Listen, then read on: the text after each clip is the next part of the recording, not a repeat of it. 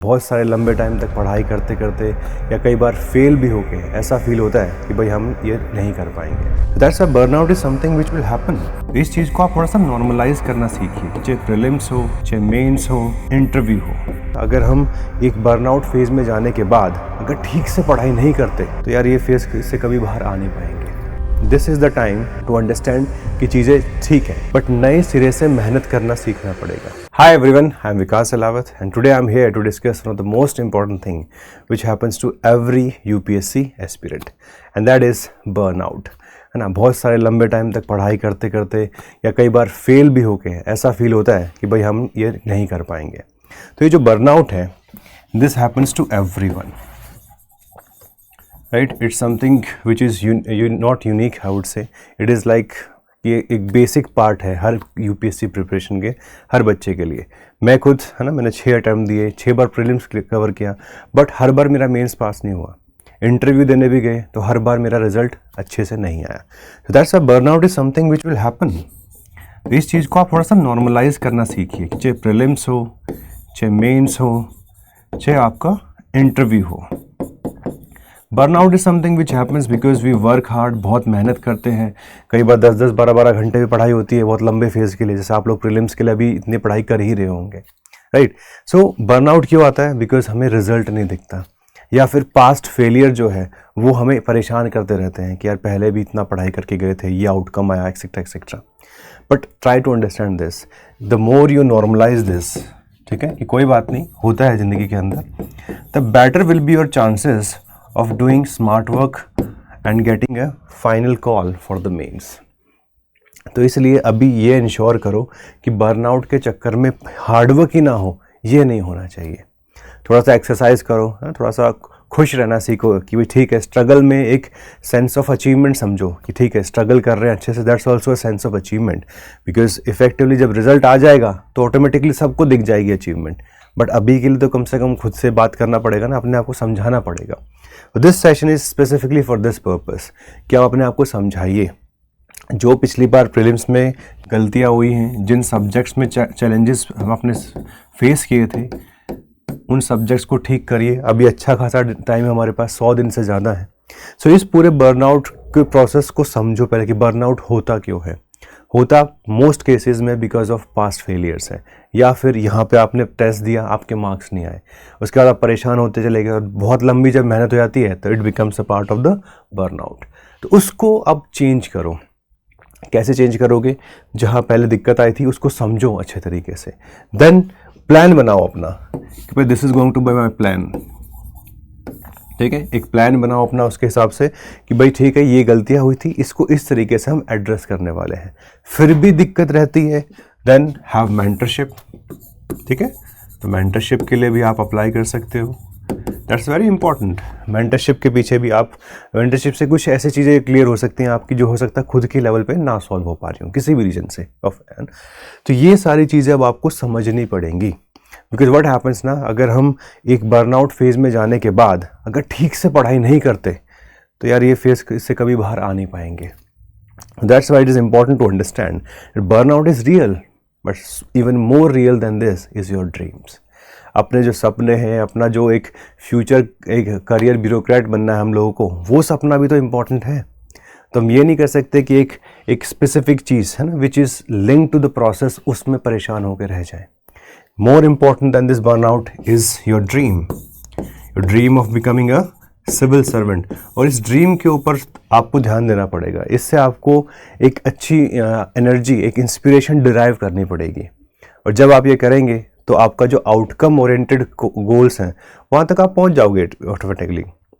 So please कोशिश कीजिए कि अपनी स्ट्रैटेजी को ठीक से डिवाइस करना है ना, समझना है अपने आप को। अपनी सराउंडिंग्स में देखिए कि बहुत ज़्यादा नेगेटिविटी तो नहीं आ गई है किसी वजह से, उससे थोड़ा सा अपने आप को डिस्टेंस करना है। And your exact focus should be on how to improve yourself. और इस प्रोसेस के बीच में जब आप बर्नआउट में हो, अगर आपको कोई हेल्प चाहिए तो at PW we are launching this program which is known as तेजस।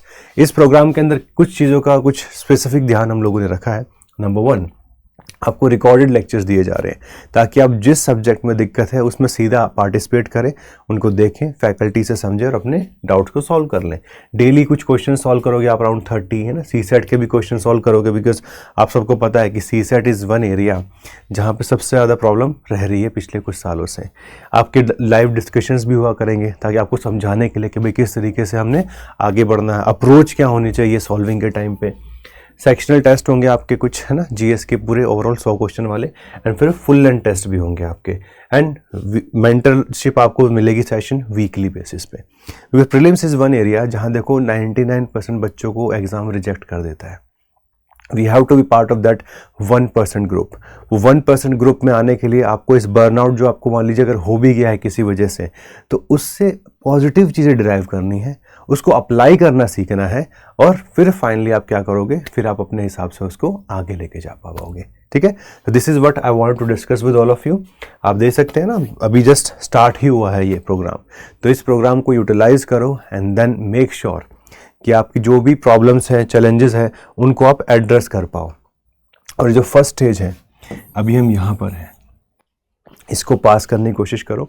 फिर आपको हेल्प करेंगे मेंस में कि मेंस में क्या क्या स्पेसिफिक चीज़ें हैं, ऑप्शनल हो गया, जीएस पेपर्स, ऐसे उनके ऊपर आप ध्यान दे पाओगे।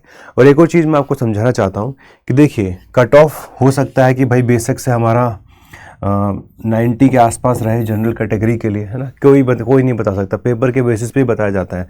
जैसा 23 में कोई नहीं बोल सकता था पेपर से पहले कि 75 कट ऑफ जाएगी for general category, which was like unacceptable, right. But अब मान लीजिए लास्ट ईयर में हमने लगभग 90 के आसपास हमें लगता है कि भाई कट ऑफ गया होगा। सो इस साल आप कोशिश करिए कि हम 100+ रहें।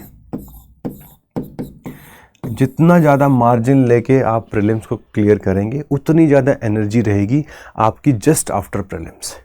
दैट्स वाई जो बर्नआउट है ना, हमें कोशिश करनी है कि इसको जड़ से ख़त्म करना है। सिर्फ सुपरफिशियल लेवल पे नहीं कि हम हंट पे हैं प्रीलिम्स के एग्ज़ाम को क्लियर करने के लिए। इस लेवल पे करोगे सीधा, फिर सिर्फ मेंस के बारे में सोचना हो। और देखिए, मेंस के मार्क्स जुड़ते हैं, प्रीलिम्स के मार्क्स जुड़ते नहीं हैं, बट फिर भी एक डिसेंट स्कोर तो चाहिए ना हमें, 100% 100+ वाला। जैसे कि 100% श्योरिटी भी हो जाए कि हम तो मेंस लिख रहे हैं, तो यार वो जो एनर्जी आती है ना, that will help you in clearing the examination. ये चीज़ बहुत बहुत ज़्यादा रेलिवेंट है।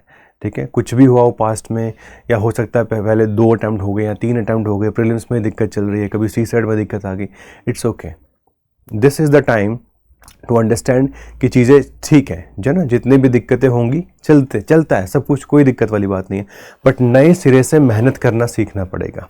जितना ज़्यादा हम नए सिरे से मेहनत करेंगे, उस तरीके से हम उसको आउटकम में कन्वर्ट कर देंगे। और इसीलिए मैंने आपको ऑलरेडी समझा दिया, अगर आपको इसमें हेल्प चाहिए, है ना, फ्रॉम आवर साइड, है ना, it's okay if you can do it on your own, but अगर आप साथ में आपको हेल्प चाहिए तो आपको बेसिक मिनिमम कॉस्ट पे ये सारी चीज़ें मिल जाएंगी। And this is the Tejas batch, है ना। जिस तरीके से हम अपने आप को एक फास्ट लेन में लेके जाएं कि अच्छे तरीके से हम अपना एक आउटकम लेके आ जाए, और जो एक फेज़ है बर्नआउट का, उससे बाहर निकलो, और अपने जो सपने हैं, you have to protect them, you have to protect your dreams, you have to ensure that कि वहाँ उस तक हम फाइनली पहुँच जाए। ठीक है, thank you so much. I am Vikas Selawat. I was able to get 146 rank in 2018, 369 in 2016। तो जो भी मैं आपको चीज़ समझा रहा हूँ, it's on the basis of my experience during my own preparation, my experience on the basis of the students who have cleared since 2017 onwards. Because 2017 से हम बच्चों को मेंटरशिप प्रोवाइड कर रहा हूँ, और मैंने बहुत सारे बच्चों को अपने सामने पास होते देखा है। तो I have lived their dreams, है ना, along with them. I have lived my dream also, but the part that I want to become part of your dream, वो बहुत इंपॉर्टेंट रहता है मेरे लिए, because that gives me a lot of motivation to do lots of things. तो कोशिश करिए अच्छे से, आप मेहनत करिए, और आगे जब आपका प्रीलिम्स पास हो तो do meet me for the mains help also, and ensure करेंगे कि आप एक अच्छी रैंक तक पहुँच जाए। ठीक है, thank you so much, all the very best.